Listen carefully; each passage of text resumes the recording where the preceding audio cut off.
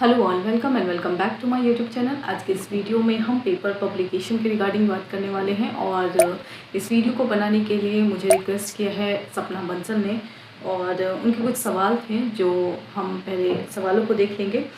और ये जो वीडियो है वो पूरी तरीके से हिंदी लिटरेचर के जर्नल्स के रिगार्डिंग है। तो अगर आप हिंदी से पीएचडी कर रहे हैं या इन फ्यूचर आप पीएचडी करना चाहते हैं हिंदी से, तो उनके लिए कौन कौन सी पत्रिकाएं हो सकती हैं जिसमें वो अपना आर्टिकल पब्लिश कराएं। ठीक है, वो रिसर्च पेपर भी हो सकता है, आपका सेमिनार पेपर भी हो सकता है, बुक रिव्यू भी हो सकता है।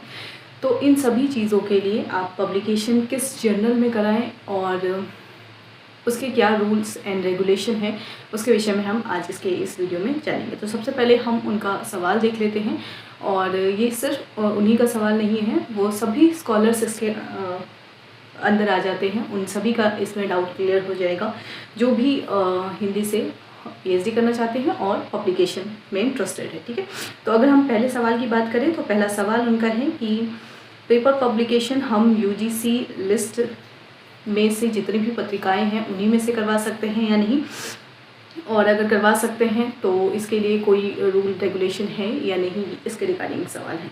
दूसरा सवाल है कि जो भी हम टॉपिक या जो भी हम आर्टिकल लिखते हैं वो हमारा पीएचडी टॉपिक से ही रिलेटेड होना चाहिए या फिर हम किसी भी विषय पर लिख सकते हैं। ठीक है, तीसरा उनका सवाल है कि हम किसी भी जर्नल को कैसे चूज़ करें कि वो पर्टिकुलर जो जर्नल है वो हमारे लिए इन फ्यूचर बेनिफिट करेगा। ठीक है, कभी कभी क्या होता है कि जो कुछ ऐसी पत्रिकाएं भी हैं जो केयर लिस्ट में नहीं हैं और वो सिर्फ अपने निजी फ़ायदे के लिए वो पत्रिकाएं चल रही हैं, मतलब उसको उस तरीके से ही उसको निकाला जा रहा है। ठीक है, तो ऐसी पत्रिकाओं से थोड़ा हमें बचना है। एक और सवाल है कि अगर हम जर्नल्स चूज़ कर रहे हैं तो उसका क्या प्रोसीजर हो सकता है, यानी हमारे लिए वो जर्नल कितना बेनिफिट देगा इन फ्यूचर या फिर उस जर्नल की कितनी वैल्यू है यानी आपके सब्जेक्ट एरिया में। ठीक है, तो उस रिगार्डिंग भी हम जर्नल्स को चूज़ करते हैं।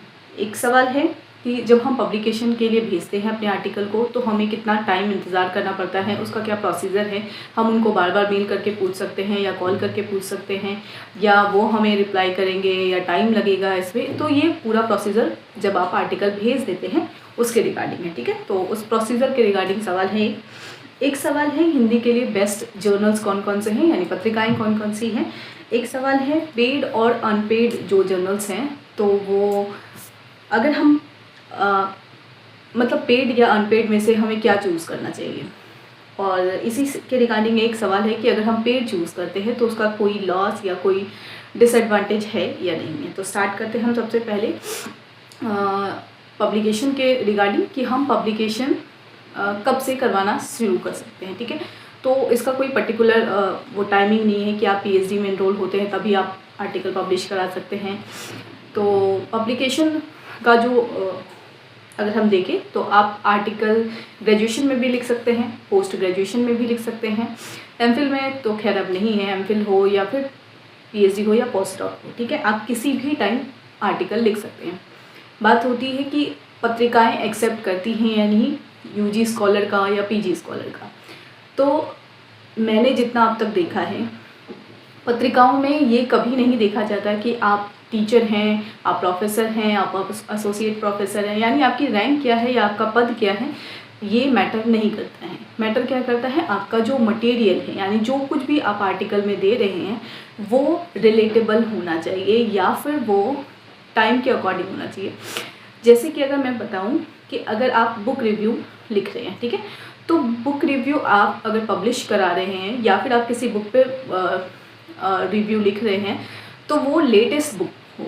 ठीक है, जैसे अगर आपने कोई ऐसी किताब ले ली जो 2010 में प्रकाशित हुई और आज आप 2025 में उसको प्रकाशित करवाना चाहते हैं किसी पत्रिका में, तो ऐसी किताबें जो है और ऐसे जो लेख या समीक्षा हैं वो पब्लिश होने के चांसेस कम होते हैं। ठीक है, कम क्या नहीं ही होते हैं, अमूमन नहीं होते हैं। ठीक है, तो समीक्षाओं के मामले में अगर हम बात करें तो ये एक लॉस हमको दिखाई देता है। अगर आप समीक्षा लिख रहे हैं, पुस्तक समीक्षा लिख रहे हैं, तो कोशिश करें जो भी लेटेस्ट बुक है उस पर आप रिव्यू दीजिए। ठीक है, और ऐसी तमाम पत्रिकाएं हैं जो लेटेस्ट बुक की रिव्यू को पब्लिश करती है यानी उसको प्रकाशित करती हैं। तो जब हम जर्नल्स की बात करेंगे तो कौन कौन सी ऐसी पत्रिकाएं हैं जिसमें हम अपना पुस्तक समीक्षा भेज सकते हैं।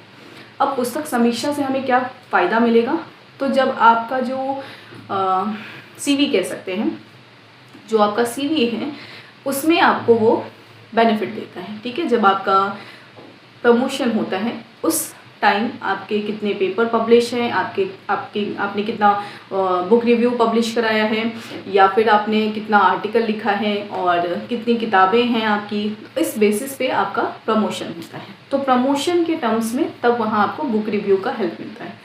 लेकिन जब हम API की बात करते हैं तो API में सिर्फ और सिर्फ रिसर्च आर्टिकल जो है वो काउंट होता है, ठीक है। तो हमें ये ध्यान रखना होगा कि हमें क्वांटिटी जो करनी है वो API के अकॉर्डिंग अगर करनी है तो हम ज़्यादा से ज़्यादा रिसर्च आर्टिकल लिखें। और अगर आपको लगता है कि कुछ बुक रिव्यू भी लिखते जाना चाहिए, और या कोई ऐसी किताब आपको लगती है कि ये दिलचस्प किताब है, इस पर मैं कुछ लिख सकती हूँ या लिख सकता हूँ, तो ऐसी किताबों पर भी आप रिव्यू दे सकते हैं, ठीक है।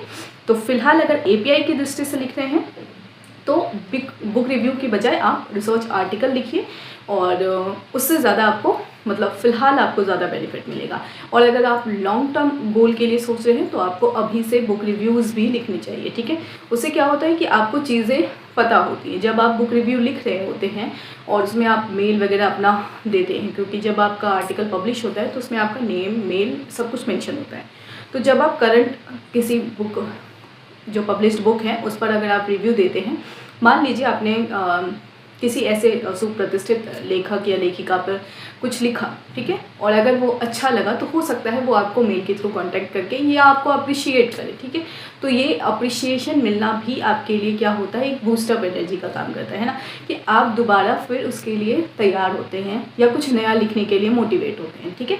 तो इस रिगार्डिंग के अगर हम सोचें तो बुक रिव्यू आपको कहीं ना कहीं उस फील्ड में स्टेबल कर रखने के लिए, या इस तरीके से सोचने के लिए कि आप किसी राइटर की बुक की आलोचना या समीक्षा, जो भी आप कह सकते हैं उसको, गुण दोष विवेचन आप जिस तरीके से करना चाहें, उसको अगर आप करते हैं तो वहाँ पे आपको कभी कभी पॉजिटिव भी चीज़ें मिलती हैं सुनने को, कभी कभी नेगेटिव चीज़ें भी मिलती हैं, ठीक है। तो नेगेटिव को हम इतना इस चीज़ पे नहीं जोड़ देंगे, क्योंकि मुझे नहीं लगता कि कोई इतना बैठा है कि आपको कोई नेगेटिव बोलने के लिए आएगा, ठीक है। लेकिन अप्रिशिएशन ज़रूर मिलता है। तो जब आप बुक रिव्यू लेटेस्ट किताबों पे करते हैं तो वहाँ आपको इसके लिए अप्रिशिएशन मिलता है, ठीक है। तो ये एक चीज़ थी। अगर हम रिसर्च आर्टिकल की बात करें और सवालों के थ्रू अगर हम जाएं तो ज़्यादा बेहतर होगा, क्योंकि उससे फिर हम चीज़ों पर फोकस रहेंगे, ठीक है। तो सबसे पहला जो सवाल था वो पेपर पब्लिश हम UGC केयर लिस्ट में करवा सकते हैं नहीं, ठीक है। तो सबसे पहले तो केयर लिस्ट क्या होता है, UGC का केयर लिस्ट क्या होता है, ये जानना ज़रूरी है। जब आप गूगल पे सर्च करेंगे ugcare.unipune.ac.in, ठीक है, ये वेबसाइट है। अगर आप इस पर जाएंगे और इस पर सर्च करेंगे गूगल पे तो आपको एक वेबसाइट खुलेगी, सावित्रीबाई फुले यूनिवर्सिटी करके ऐसे है। वहाँ आप यूनिवर्सिटी की वेबसाइट पे जाएंगे तो यूनिवर्सिटी की वेबसाइट पे मैं अभी स्क्रीनशॉट भी आपके साथ शेयर करती जाऊँगी, ठीक है। वहाँ आपको एक लॉगिन आईडी अपना बनाना होता है। लॉगिन आईडी बनाने के बाद, हालांकि ये प्रोसीजर अब वेस्ट है, जो हम लोग जब स्टार्टिंग में थे तो हम लोगों ने ये काम किया था। तो उसमें लॉगिन आईडी बनाना होता है और उस लॉगिन आईडी से आप उसमें विजिट करके देखते हैं कि कौन कौन सी जो पत्रिकाएं हैं वो UGC केयर लिस्ट में हैं, ठीक है। तो ग्रुप 1 एक है, ग्रुप 1 का भी मैं स्क्रीनशॉट शेयर कर दूंगी। ग्रुप 1 में आपका आर्ट्स और ह्यूमैनिटीज़ वाला सेक्शन है, उसमें इंडियन लैंग्वेजेस वाला भी सेक्शन है, ठीक है। तो आर्ट्स एंड ह्यूमैनिटीज़ वाले सेक्शन में आप जाएंगे तो आप वहाँ पे देखेंगे बहुत सारी ऐसी पत्रिकाएं हैं जिनका नाम आप नेट की तैयारी के दौरान भी पढ़ते होंगे, और ऐसे भी अगर आप हिंदी साहित्य से जुड़े हैं तो आपको उन पत्रिकाओं की बात तो मालूम ही होगी, हाँ ना। तो ऐसी पत्रिकाओं के विषय में आप देखेंगे कि वहाँ पे वो केयर लिस्टेड में है। लेकिन फ़िलहाल 10 फरवरी के बाद अगर हम बात करें तो 10 फरवरी से बहुत सारी ऐसी पत्रिकाएं हैं जो UGC की केयर लिस्ट से हटा दी गई हैं, ठीक है। तो हिंदी की तमाम पत्रिकाएं, ठीक है, अगर मैं तमाम पत्रिकाएं कह रही हूँ तो बहुत सारी ऐसी फेमस पत्रिकाएँ थी और जो गुणवत्तापूर्ण कह सकते हैं, जिसकी क्वालिटी थी, और वो सभी अब UGC की केयर लिस्ट से हटा दी गई है। अब वो है पत्रिकाएं हैं लेकिन वो केयर लिस्टेड में नहीं है, ठीक है। तो 10 फरवरी 2025 से ये सभी पत्रिकाएं केयर लिस्ट से हटा दी गई हैं, ठीक है। तो अगर आप अब वहाँ जाएंगे तो फिलहाल मैं स्क्रीनशॉट शेयर कर देती हूँ कुछ प्रमुख पत्रिकाओं का, जो 10 फरवरी 2025 के बाद से डिसकंटिन्यू हो गई। ठीक है, तो ऐसी पत्रिकाएं जो पहले केयर लिस्ट में थी, 10 फरवरी 2025 तक वो केयर लिस्ट में थी, लेकिन उसके बाद से वो केयर लिस्ट से हट चुकी हैं। वो पत्रिकाएं अच्छी पत्रिकाएं हैं, प्रतिष्ठित पत्रिकाएं हैं। उनको अगर आप प्रोफेसर से पूछेंगे तो वो ज़रूर रिकमेंड करेंगे कि आप ऐसी पत्रिकाओं को पढ़िए। ठीक है, अभी लिखने के लिए तो ज़्यादा इतना नहीं कोई आपको मतलब पत्रिकाएं सुझाता है, लेकिन हाँ पढ़ने के लिए ज़रूर सुझाएंगे कि आप ये पढ़िए या ये पत्रिकाएं पढ़िए या इसकी सदस्यता ले लीजिए। क्यों? क्योंकि उसकी जो क्वालिटी है या कह सकते हैं उसमें जो लेख प्रकाशित होते हैं वो बहुत अच्छे होते हैं, और जो कह सकते हैं स्तर उसका जो है वो थोड़ा आपके लिए ज्ञानवर्धक होता है। ठीक है, ये एक चीज़ हो गई। ठीक है, तो आप जब यूजीसी केयर लिस्ट की वेबसाइट पे जाएंगे तो ग्रुप 1 में जितने भी आर्ट्स एंड ह्यूमैनिटीज़ और इंडियन लैंग्वेजेस वाले सेक्शन हैं उसमें अगर आप देखेंगे तो कुछ पत्रिकाएं आपको हिंदी की जो प्रमुख पत्रिकाएं हैं वो आपको दिखाई देंगी। ठीक है, अब बात होती है वेब ऑफ साइंस और स्कोपस। ठीक है, सॉरी स्कोपस दो हैं, वेब ऑफ साइंस और स्कोपस। ये दोनों जो सेक्शन हैं वो साइंस स्ट्रीम वाले बच्चों के लिए है। ठीक है, अब अगर हम बात करें स्कोपस में, मैंने देखा कि हिंदी की कोई भी जर्नल्स नहीं है। अगर हम वेब ऑफ साइंस की बात करें तो वेब ऑफ साइंस में भी आर्ट्स एंड ह्यूमैनिटीज़ वाला सेक्शन ज़रूर है, लेकिन उसमें जो पेपर मांगा जा रहा है वो इंग्लिश में ही मांगा जा रहा है। तो अगर आप किसी हिंदी की टेक्स्ट के ऊपर रिसर्च आर्टिकल लिखना चाहते हैं तो आपको उसे कन्वर्ट करना होगा इंग्लिश लैंग्वेज में। ठीक है, तो इंग्लिश लैंग्वेज में कन्वर्ट करना इन द सेंस कि आपको उसी लैंग्वेज में लिखना होगा, इंग्लिश में। ठीक है, तो ऐसी बहुत सारी पत्रिकाएं या आर्टिकल मैंने देखे हैं, जैसे भीष्म रानी की एक कहानी है चीफ की दावत। उस चीफ की दावत को किसी इंग्लिश के एक कहानी से उन्होंने कंपैरेटिव स्टडी करके वैसा आर्टिकल बनाया था। तो इस तरीके से वहाँ आर्टिकल दिखाई देंगे वेब ऑफ साइंस में, मतलब है कुछ जर्नल्स जिसमें आप पब्लिश करा सकते हैं आर्ट्स ऑफ ह्यूमैनिटीज़ के सेक्शन में। ठीक है, और उन पत्रिकाओं की बस एक जो कंडीशन वही है कि आपको उसका जो मीडियम है वो इंग्लिश है।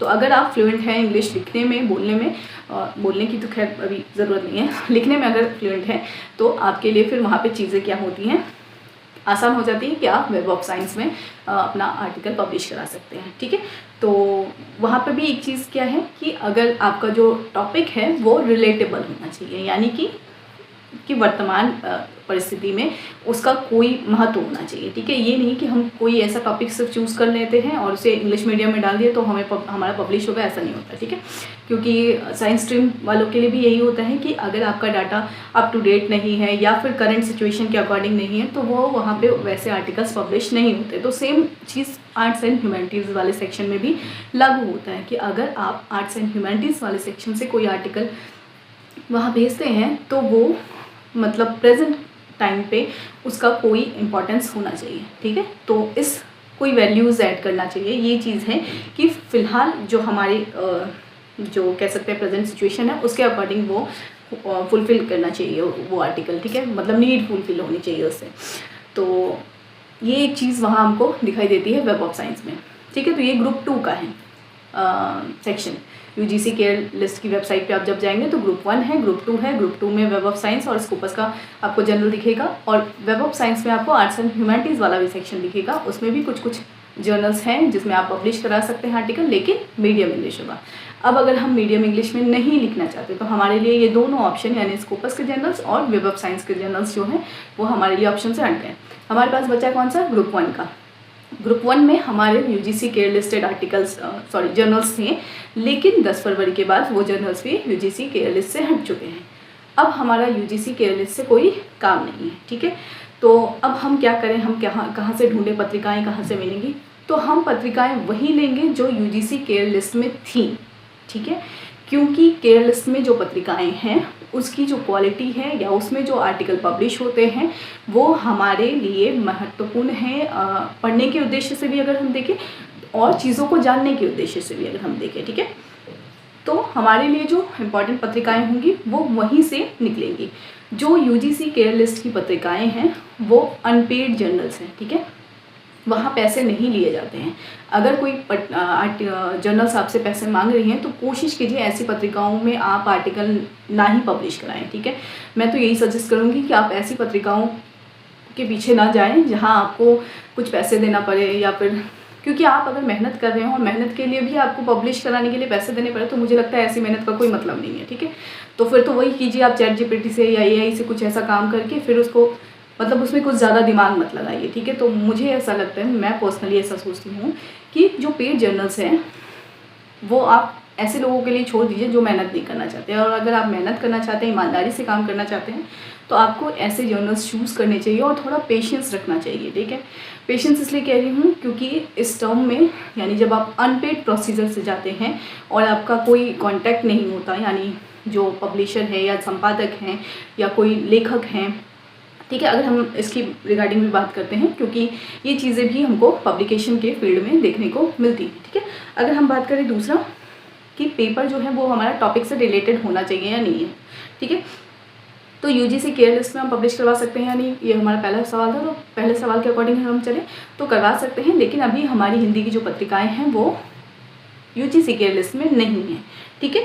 तो आप अगर चेक करना चाहें तो दोबारा आप ugccare.unipune.ac.in इस पर अपना लॉगिन ID बनाइए और वहाँ पर ग्रुप 1 में आप आर्ट्स और ह्यूमैनिटीज़ वाले सेक्शन और इंडियन लैंग्वेजेस वाले सेक्शन में जाइए और वहाँ पे अगर आपको कोई कंटिन्यू वाला दिख रहा है हिंदी का, ठीक है, तो आप वहाँ पे क्लिक करके उसको देख सकते हैं और वो डायरेक्ट आपको वेबसाइट पे भी लेके जाएंगी, ठीक है। जो पत्रिकाएं हैं वो डायरेक्ट वेबसाइट पे भी जाती थी, फिलहाल वो नहीं जा रही है क्योंकि वो डिसकंटिन्यू हो चुकी है, ठीक है। जैसे कुछ पत्रिकाएं हैं जो हम बात करेंगे, ठीक है। अब बात हो रही है कि जर्नल कैसे चूज़ करें, तो मैं जो चीज़ रिकमेंड आपको कर रही हूँ वो यही कि आप पत्रिकाएं हमेशा UGC केयर लिस्ट की वेबसाइट से जाकर ही चूज़ करें, भले ही वो डिसकंटिन्यू हो चुकी है, UGC केयर लिस्ट में नहीं है, वो अब पीयर रिव्यूड के टर्म्स में ही जानी जाएंगी, ठीक है। वो पीयर रिव्यूड जर्नल्स हैं और केयर लिस्टेड है नहीं, तो इस वजह से आप अगर चूज़ करते हैं तो केयर लिस्ट वाले सेक्शन में ही जाकर वहाँ से ही देखिए और उन्हीं में से किसी आर्टिकल मतलब किसी जर्नल्स में आप अपना आर्टिकल भेज सकते हैं, ठीक है। एक दूसरा जो सवाल था वो है पेपर टॉपिक PhD से रिलेटेड होना चाहिए नहीं, यानी जो भी आप पेपर पब्लिश करा रहे हैं वो आपका PhD टॉपिक से रिलेटेड होना चाहिए या नहीं। तो इसके लिए भी 2 कंडीशन हैं कि अगर आप फेलोशिप होल्डर हैं, ठीक है, तो फेलोशिप होल्डर वालों के लिए क्या होता है कि आपको 2 साल JRF मिलता है और JRF के बाद आपको तीसरे साल में SRF के लिए आपको मीटिंग करानी होती है, DRC करानी होती है। तो DRC की टाइम जो मीटिंग होती है उस दौरान आपको ये याद रखना होगा कि जो आपकी मीटिंग होती है वो उसमें आपका एक आर्टिकल मांगा जाता है, ठीक है। ये डिपेंड करता है कि वो यूनिवर्सिटी के रूल और रेगुलेशन के हिसाब से भी चलता है। तो एक आर्टिकल जो मांगा जाता है, हो सकता है 2 भी मांगा जाए, तो वो टॉपिक से रिलेटेड ही मांगा जाता है।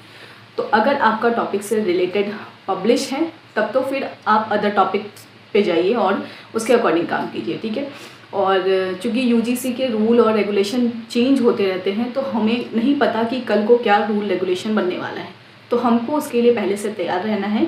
वो ये कि हम जब भी अपना पेपर पब्लिश कराते हैं तो सबसे पहला जो हम टॉपिक पब्लिश कराएंगे वो हमारे PhD टॉपिक से रिलेटेड ही होना चाहिए, ठीक है। इससे क्या होगा कि आप इन फ्यूचर सिक्योर रहेंगे कि आपको 5 साल बाद अगर UGC रूल चेंज कर देती है तो आपके लिए कोई टेंशन वाली बात ना हो, ठीक है। तो एटलीस्ट 2 पेपर आप अपने टॉपिक से रिलेटेड पब्लिश करवाइए। और पहले तो ये कंडीशन था कि UGC केयर लिस्ट में होना चाहिए, तो अब तो वो कंडीशन भी नहीं रहा। तो आप किसी भी केयर लिस्टेड में वाले जो पत्रिकाएं हैं जो अब पीयर रिव्यूड बन चुकी हैं उन सभी पत्रिकाओं को आप देखिए और उनमें से आपको जो बेहतर लगे, जिसमें आपको लगता है कि ये आसान होगा, मतलब प्रोसीजर होता है ना कि एक मासिक पत्रिका होती है, एक त्रैमासिक पत्रिका होती है, तो जो आपको लगता है कि आप ज़्यादा डिले वाला टर्म नहीं चाहते हो तो वैसी पत्रिकाओं में फिर आप मासिक पत्रिकाओं ढूंढकर उनमें पब्लिश करा सकते हैं, ठीक है।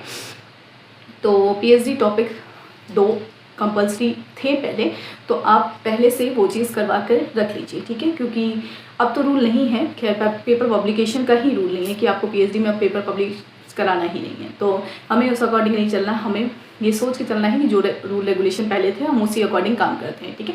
तो 2 आपका अगर टॉपिक से रिलेटेड हो जाए और अगर हो चुका है तो आप कोशिश कीजिए कि अदर टॉपिक से रिलेटेड भी आप चीज़ों को पढ़ें और उनके अकॉर्डिंग भी काम करें, ठीक है। कभी कभी क्या होता है कि आप सिर्फ अपने टॉपिक तक ही सीमित रहते हैं, तो इन्हीं के थ्रू यानी आर्टिकल लिखने के थ्रू ही आप अलग टॉपिक को भी पढ़ते हैं और चीज़ों के बारे में अलग से जानने की कोशिश भी करते हैं, ठीक है।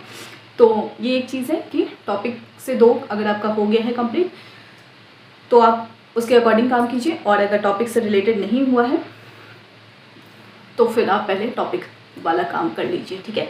एक और सवाल, एक और चीज़ जो मैं ऐड करना चाहूँगी, अगर आपका SRF वाला जो जैसे मैंने बताया कि अगर आपका 2 साल कंप्लीट हो चुका है JRF का, तो कोशिश करना है कि इन 2 साल से पहले ही आपका आर्टिकल पब्लिश हो जाए, ठीक है। यानी PhD एडमिशन से 2 साल के अंदर ही आपका आर्टिकल पब्लिश होना चाहिए, तभी वहाँ पे आपका जो SRF का प्रोसीजर है वो स्मूथली हो सकता है, ठीक है। वहाँ पे वरना फिर कुछ ना कुछ मामला अटकना शुरू हो जाता है, ठीक है। तो इसके साथ ये चीज़ें हुई हैं, तो इस वजह से मैं आपको इस चीज़ के लिए सजेस्ट करती हूँ कि आप कोशिश करना है कि आपको अपने SRF डेट से पहले ही आर्टिकल पब्लिश करा लेना है, ठीक है।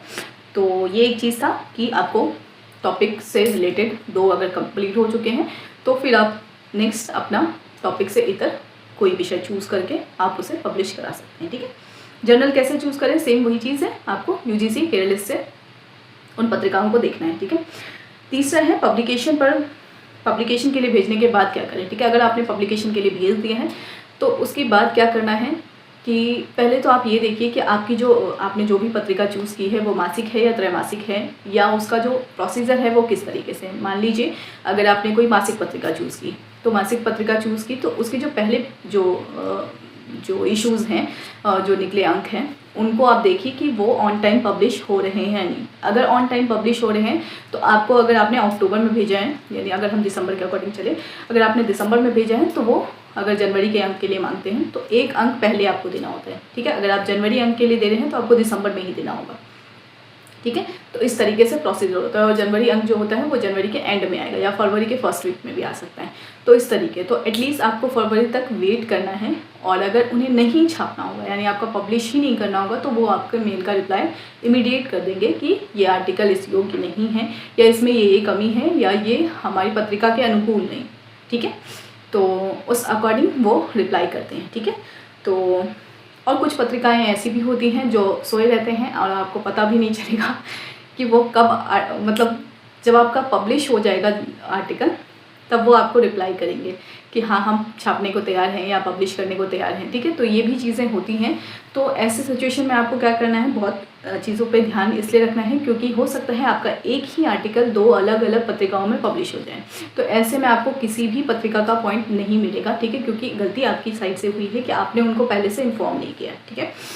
तो कोशिश ये करना है कि मान लीजिए अगर आपने एक पर्टिकुलर जर्नल्स को अपने आर्टिकल को भेजा है और उसका आपने टाइमिंग देख लिया कि वो फरवरी तक पब्लिश हो जाना चाहिए, ठीक है, और इन्होंने कुछ भी रिप्लाई नहीं किया, मान लीजिए कुछ भी रिप्लाई नहीं किया कि हाँ ये हम छापने को तैयार हैं, या फिर आप अपना फ़ोटो भेजिए या फिर अपना डिटेल भेजिए, ऐसा कुछ भी अगर उन्होंने नहीं भेजा है तो आप फरवरी तक वेट कीजिए। अगर फरवरी तक वो पब्लिश नहीं करते हैं तो आप अपनी साइड से एक पर्टिकुलर मेल दे दीजिए कि मुझे अब इस पत्रिका में अपना ये आर्टिकल नहीं पब्लिश कराना है, ये आपके क्लैरिफिकेशन के लिए, ठीक है। तो आप अपने प्रूफ के लिए इसे पहले उनको मेल कर दीजिए।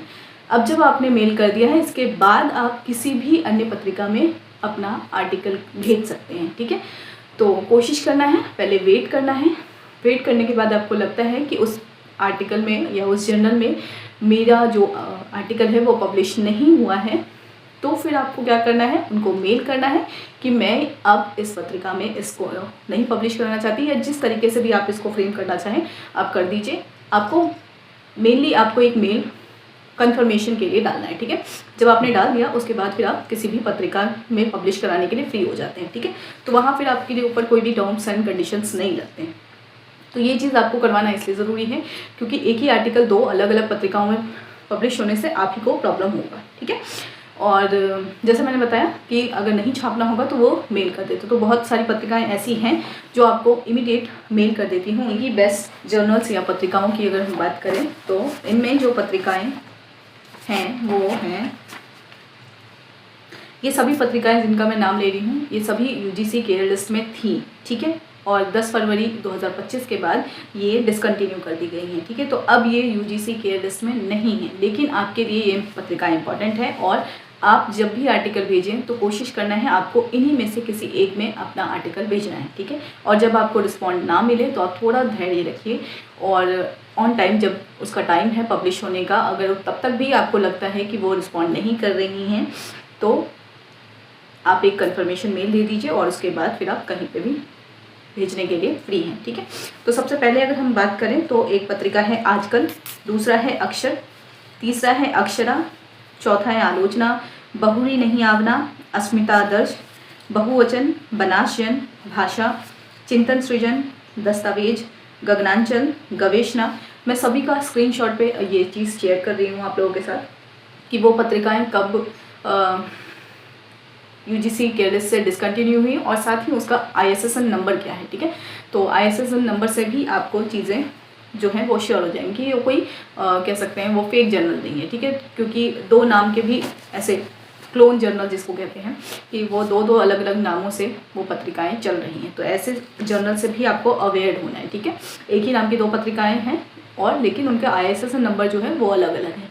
तो आपका जो ISSN नंबर वाला है वो भी ध्यान रखना है और इन्हीं पत्रिकाओं में आपको अपना आर्टिकल भेजना है। तो गवेषणा हमने देखा, हंस है, हिमांजलि है, हिंदी अनुशीलन है, कथाक्रम है, लम्ही, मधुमती, नया ज्ञानोदय, पहल, प्रवासी जगत, पुस्तक वार्ता, राजभाषा भारती, साखी, साहित्य अमृत, समन्वय दक्षिण, समयांतर, समीचीन, समकालीन भारतीय साहित्य, सम्मेलन पत्रिका, संवेद पत्रिका, सत्राची पत्रिका, शोधधारा, शोध दिशा, तद्भव, वागात, विश्व हिंदी पत्रिका, ठीक है। इनमें से जो भी आपको लगता है कि जिसमें आप इजीली दे सकते हैं। और हाँ, एक और है अपनी माटी। तो अपनी माटी जो है वो पत्रिका है और आप वेबसाइट जाकर उसका देख सकते हैं कि उसका रूल रेगुलेशन क्या है, ठीक है। तो अपनी माटी जो एक पत्रिका है वो मुझे इस लिए इम्पॉर्टेंट और इस तरीके से वो ठीक पत्रिका इसलिए लगती है क्योंकि वहाँ पे चीज़ें पहले से ही क्लियर कर दी गई हैं कि वो किन किन तरीक़ों से आर्टिकल का प्रोसीजर उनका होता है, यानी कब वो आर्टिकल मांगते हैं, कब तक उसको वेट करना होता है और इमीडिएट वो रिस्पॉन्ड भी कर देते हैं, ठीक है। तो इस मामले में मुझे वो पत्रिका थोड़ी अच्छी लगती है और इस दृष्टि से भी देखें तो मुझे लगता है बाकी पत्रिकाओं को भी इसी तरीके से काम करना चाहिए कि अगर आप किसी का आर्टिकल नहीं पब्लिश करें तो उसे इमीडिएट रिस्पॉन्ड दे दीजिए। उससे क्या होता है कि वो इंसान अपना दूसरी जगह ट्राई करेगा या फिर अगर कोई आपको सजेशन दे रहे हैं कि उनकी पत्रिका यानी उसके आर्टिकल में कुछ चीज़ें ऐड हो सकती हैं या ये चीज़ें आप अगर हटा दें तो उसके बारे में वो विचार कर सकता है, ठीक है। तो मुझे लगता है इस तरीके से अगर पत्रिकाएं काम करने लगे तो चीज़ें सभी के लिए आसान हो जाएंगी। मैं सिर्फ ये छात्राओं के लिए या शोधार्थी के लिए नहीं कह रही हूँ, शिक्षक वर्ग भी इस चीज़ के लिए परेशान होते हैं। तो मुझे लगता है ये काम अगर पत्रिकाएँ करें तो बेहतर होगा, ठीक है। तो ये कुछ पत्रिकाएँ थी जो मेरे अनुसार इम्पॉर्टेंट है। अगर आपको और कोई पत्रिका लगती है यूजीसी केयर लिस्ट में कि जो इम्पोर्टेंट है वो आप देख सकते हैं और ऐसा कोई बाउंडेशन नहीं है कि आपको इन्हीं पत्रिकाओं में भेजना है, ठीक है।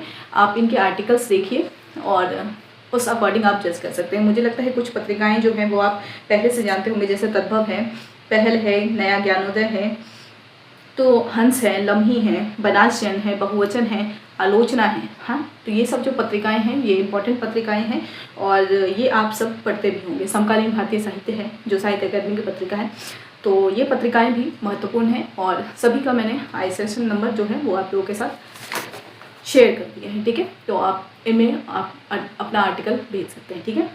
और ये चीज़ आप देख लीजिएगा कि कौन सी पत्रिका मंथली है, मतलब त्रैमासिक है, कौन सी, ये जैसे अगर कथाक्रम की बात करें तो वो शायद त्रैमासिक पत्रिका है, ठीक है। तो इस तरीके से आप देख लीजिए कौन सी मासिक पत्रिका है, कौन सी त्रैमासिक है, उस अकॉर्डिंग आप फिर चीज़ों को देखकर भेजना स्टार्ट करेंगे, ठीक है। क्योंकि अगर आपको जल्दबाजी में पब्लिश कराना है तो आप मासिक पत्रिका ही चूज़ कीजिए बजाय त्रैमासिक के, ठीक है। क्योंकि त्रैमासिक पत्रिका थोड़ा टाइम लेती हैं और वहाँ पर फिर चीज़ें अगर हम ठीक है डिले हो सकती हैं ये चीज़ के लिए। अगला है पेड और अनपेड की बात करते हैं। तो हिंदी में ऐसी तमाम पत्रिकाएं भी आपको दिखेंगी जो पेड पत्रिकाएं हैं, मतलब वो चार्जेस लेती हैं और उनका चार्जेस वो वेरी करता है, वो डिपेंड करता है कि हाँ, कुछ पत्रिकाएं ऐसी भी होती हैं कि जो आपको एट द एंड जाके बताएंगी, ठीक है, कि आप जब आर्टिकल भेज देते हैं तो वो कहते हैं हाँ ठीक है पब्लिश हो जाएगा, ये हो जाएगा, और जब एंड टाइम होता है कि जब वो भेजने को रहते हैं पत्रिकाएं तो आपको कॉल करके इस तरीके से चीज़ें पूछते हैं कि आप अकाउंट पे इतना ट्रांसफ़र कर दीजिए, ये वो, ठीक है। तो आपको ऐसी पत्रिकाओं से बिल्कुल बचना इसलिए है क्योंकि मुझे लगता है कि अगर हम मेहनत करके कोई आर्टिकल लिख रहे हैं तो ऐसी पत्रिकाओं में भेजने के बजाय किसी ऐसी पत्रिकाओं में भेजा जाए जहां आपको ठीक है थोड़ा टाइम लगेगा लेकिन वहां पब्लिश हो जाएगा, ठीक है। तो इस चीज़ के लिए मैं बस यही सजेशन दूंगी कि ऐसी पत्रिकाओं से बचिए, ठीक है। होती हैं जो बिल्कुल इस चीज़ को क्लियर कर देती हैं कि वो पेड लेकर या पैसे लेकर चीज़ें नहीं छापती हैं, ठीक है। हाँ, सदस्यता के लिए सभी पत्रिकाएं करती हैं कि आप सदस्यता लीजिए उनकी, और सदस्यता लेना कोई बुरी बात नहीं है, ठीक है। अगर मतलब आपको मंथली वो सदस्यता लेने से ये होगा कि आपको मंथली उसकी जो अंक है वो आपको आपके मेल पे या फिर आपको जैसे अगर प्रिंट है वो पत्रिका तो वो आपको भेज देती है। ठीक है, तो कुछ पत्रिकाएं हैं जिसमें आपको सदस्यता लेनी पड़ती है। अच्छा, कुछ पत्रिका में सदस्यता का दबाव भी नहीं होता। ठीक है, सदस्यता लेने के लिए वो सुझाव देते हैं। अब लेना है नहीं लेना है ये भी आपके ऊपर डिपेंड करता है। ठीक है, तो और अगर हम बात करें कि सिर्फ हम देखने के लिए कि कुछ पत्रिकाएं कैसी हैं, कि मतलब हम लिखना अगर सीख रहे हैं, ठीक है, मान लीजिए अगर आप पुस्तक समीक्षा लिखना सीख रहे हैं या शोध आलेख लिखना सीख रहे हैं तो ऐसी पत्रिकाओं को आप पढ़ते रहिए। ठीक है, तो अब जब पढ़ना है तो उसके लिए फिर आपको सदस्यता लेनी होगी क्योंकि आपके पास कोई ऑप्शन नहीं है। ठीक है, जैसे अगर मैं पहले बात करूं तो अगर मैं ऐसे स्टूडेंट के लिए कह रही हूँ जो फ़िलहाल अभी किसी यूनिवर्सिटी में एडमिशन नहीं ले पाए हैं। ठीक है, तो ऐसे स्टूडेंट्स के लिए फिर वहाँ सदस्यता क्या हो जाती है, अनिवार्य हो जाती है। अगर जैसे कोई यूनिवर्सिटी में है तो यूनिवर्सिटी की लाइब्रेरी में आपको ये पत्रिकाएं मिल जाती हैं, या फिर अगर नॉर्टनल का आपने सब्सक्रिप्शन ले रखा है तो वहाँ पर भी आपको तमाम पत्रिकाएँ के अंक जो हैं वो आपको दिखाई देने लगते हैं। तो ठीक है, तो जैसे हमारी यूनिवर्सिटी में चीज़ें थी इस तरीके से तो फिर हमारे लिए वो बेनिफिट हो गया। और जो प्रोफेसर्स होते हैं वो भी आपको इस मामले में हेल्प कर देते हैं कि अगर उनके पास कोई अंक आते हैं, क्योंकि उन लोगों ने सदस्यता ले रखी होती है, तो वो लोग आपको इस रिगार्डिंग हेल्प कर सकते हैं। ठीक है, तो अगर आप ना भी लेना चाहें, अगर आपको फाइनेंशियली इस तरीके से दिक्कत है कि अगर आप सदस्यता ना लें किसी पत्रिका की तो भी आप चीज़ों को मैनेज कर सकते हैं। अगर किसी से अच्छी बातचीत होती हो तो वो आपको हेल्प इस मामले में कर सकते हैं कि वो अपनी पत्रिका आपको कुछ दिन के लिए पढ़ने के लिए दे दें। पर आर्टिकल के लिए चार्जेस लेना और सदस्यता लेना दो अलग अलग चीज़ें हैं। ठीक है, सदस्यता के लिए आपको कोई बाउंड नहीं करता है, आपकी अपनी मर्जी है। आपको अगर वो पत्रिका लगती है, प्रतिष्ठित पत्रिका है, उसमें अच्छे लेख आ रहे हैं या अच्छे आर्टिकल्स आ रहे हैं तो आप उसकी सदस्यता ले सकते हैं। को लगता है सिर्फ सीखने के पर्पज़ से लेना है, सिर्फ 1-2 अंक देखना है तो आप किसी से मदद लेकर भी काम कर सकते हैं। ठीक है, और इस तरीके से भी आप चीज़ों को सीख सकते हैं। पेड में भेज सकते हैं या नहीं, एक सवाल ये भी है। तो मैंने कहा ना कि जैसे ये चीज़ सबके ऊपर डिपेंड करते हैं और इसका क्या लॉस है क्या बेनिफिट है ये मुझे भी नहीं पता, क्योंकि जब आप पीएचडी के कोर्स में जब एनरोल होते हैं तो वहाँ पे एक आरपीई का कोर्स होता है, रिसर्च पब्लिकेशन एंड एथिक्स। तो एथिक्स के टर्म्स में जो हम लोगों को पढ़ाया गया उसको मैं सिर्फ इम्प्लीमेंट कर रही हूँ और इसका लॉस तो मुझे नहीं पता। ठीक है, लॉस इन द सेंस कि हो सकता है कि कभी इन फ्यूचर आपको इस चीज़ के लिए कोई क्लेम कर सकता है, या फिर ये चीज़ें हैं कि उसका कोई इम्पैक्ट पड़ सकता है आपकी पर्सनैलिटी पे या फिर आपके पूरे एजुकेशन करियर पे, या फिर कह सकते हैं कि मतलब एक सवाल खड़ा होता है कि आपने किसी ईमानदारी से भी कोई काम किया होगा ना तो उसमें भी एक क्वेश्चन मार्क लग जाता है कि नहीं आपने पैसे दे करके ये काम करवाया होगा। तो इस चीज़ के लिए मुझे लगता है कि ऐसी चीज़ों से दूर रहना चाहिए। ठीक है, बाकी आपकी मर्ज़ी है, आप छपवाते हैं तो छपवाइए और उसमें पब्लिश कराना चाहते हैं तो पब्लिश करा सकते हैं। मेरी तरफ से सजेशन ये है कि नहीं करवाना चाहिए। बाकी जैसे अगर कुछ पत्रिकाओं की बात करें अगर हम, तो जिसमें आर्टिकल आप आसानी से पब्लिश करा सकते हैं, जैसे अगर मैंने कहा पुस्तक समीक्षा। अगर पुस्तक समीक्षा आप लेटेस्ट किताबों पे करते हैं तो आपका जो आर्टिकल है या जो आपका बुक रिव्यू है वो किसी भी पत्रिका में पब्लिश हो सकता है, चाहे वो हंस हो, चाहे वो तद्भव हो, चाहे वो समकालीन भारतीय साहित्य हो। तो अगर आप लेटेस्ट किताब पर पुस्तक समीक्षा करते हैं तो आप इन पत्रिकाओं पर प्रकाशन के लिए भेज सकते हैं। और अगर आप शोध आलेख लिख रहे हैं तो कोशिश करना है कि आपकी जो भाषा है और उसमें जो भी कुछ आप टूल्स इम्प्लीमेंट कर रहे हैं वो इस स्तर का होना चाहिए कि वैसी पत्रिकाएं आपको एक्सेप्ट कर लें एक बार में। ठीक है, क्योंकि काफ़ी रिजेक्शन के बाद या फिर कुछ बदलाव के बाद वहाँ पे फिर चीज़ें पब्लिश होती हैं। थोड़ा मुश्किल होता है, मतलब उच्च स्तर की जो पत्रिकाएं हैं उसमें आर्टिकल पब्लिश कराना थोड़ा मुश्किल होता है। ऐसा नहीं है कि नहीं होता है, होता है। और कुछ पत्रिकाएं हैं जहाँ बहुत आसानी से चीज़ें हो जाती हैं, बस आपको थोड़ा पेशेंस रखना होगा। ठीक है, यानी थोड़ा इंतज़ार करना होगा। हड़बड़ाहट में अगर आप चाह रहे हैं चीज़ों को पब्लिश कराना तो इससे बेहतर है आप कुछ पीयर रिव्यूड पत्रिकाएं हैं उनमें आप आर्टिकल पब्लिश करा सकते हैं। ठीक है, तो कुछ पीयर रिव्यूड पत्रिकाओं में है एक जनकृति है और एक परिवर्तन है, ऐसी कुछ पत्रिकाएं हैं जिसमें आप आर्टिकल पब्लिश करा सकते हैं। ठीक है, तो अगर आप इन पत्रिकाओं में यानी यूजीसी केयर लिस्ट में पत्रिकाओं में पब्लिश कराना चाहते हैं तो थोड़ी अपनी भाषा शैली और जो कह सकते हैं टूल्स वगैरह जो है वो सही तरीके से अगर इम्प्लीमेंट करते हैं और शोध स्तर का अगर पेपर होगा तो ज़रूर पब्लिश होगा। ठीक है, थोड़ा टाइम लगेगा पेशेंस अगर रखेंगे तो चीज़ें आराम से वहाँ पब्लिश हो सकती हैं। और अगर आप बुक रिव्यू कर रहे हैं तो लेटेस्ट बुक पर अगर आप बुक रिव्यू लिखते हैं तो अच्छी पत्रिकाओं में भी आपको जगह मिलेगी और आपका वो समीक्षा प्रकाशित होगा। ठीक है, तो अगर इससे रिलेटेड और कोई सवाल हो आपके मन में तो इसी वीडियो के कमेंट सेक्शन में आप अपने सवाल पूछ सकते हैं। ठीक है, अगर मुझे लगेगा कि वो सवाल वीडियो बनाने लायक है तो उसको वीडियो के थ्रू कवर किया जाएगा, और अगर लगता है उसको कमेंट सेक्शन में ही आंसर किया जा सकता है तो उसे कमेंट सेक्शन में ही मैं आंसर कर दूँगी। ठीक है, तो वीडियो को यहीं पे एंड करते हैं। वीडियो को एंड तक देखने के लिए थैंक यू सो मच।